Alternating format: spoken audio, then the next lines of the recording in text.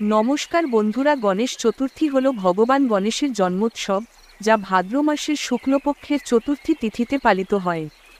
ভগবান গণেশ হলেন শিব ও পার্বতীর পুত্র। গণেশ চতুর্থীর এই পবিত্র দিনে আমরা গণেশজির সৃষ্টি কাহিনীর মাধ্যমে জীবনের গভীর শিক্ষা গ্রহণ করতে পারি। পুরাণ মতে দেবী পার্বতী মাটি থেকে গণেশকে সৃষ্টি করেন, তাকে নিজের সন্তানরূপে গড়ে তোলেন এবং নির্দেশ দেন তার স্নানকালে দরজা রক্ষা করার।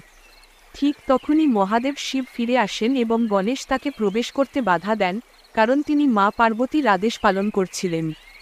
রাগান্বিত হয়ে শিব গণেশের মস্তক ছেদন করেন, কিন্তু পার্বতীর ক্রোধ ও শোক দেখে শিব তার ভুল বুঝতে পারেন এবং একটি হাতির মস্তক এনে গণেশের মাথায় স্থাপন করেন। এরপর তিনি গণেশকে সকল বাধা বিঘ্ন নাশকারী, বিঘ্নহর্তা হিসেবে আশীর্বাদ করেন। আজ আমরা গণেশ চতুর্থী উপলক্ষে ভগবান গণেশের কাহিনী থেকে কিছু গুরুত্বপূর্ণ শিক্ষা গ্রহণ করব।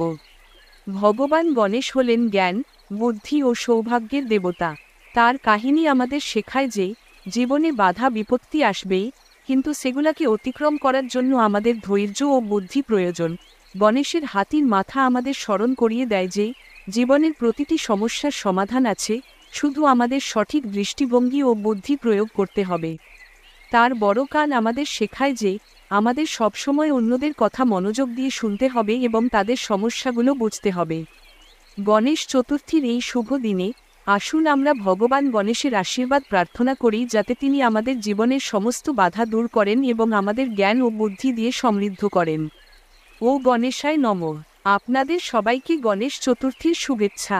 ভগবান গণেশের আশীর্বাদে আপনার জীবন সুখ, শান্তি ও সমৃদ্ধিতে ভরে উঠুক। ভিডিওটি ভালো লাগলে চ্যানেল সমহিতা শর্টসটিকে সাবস্ক্রাইব করতে ভুলবেন না। ধন্যবাদ।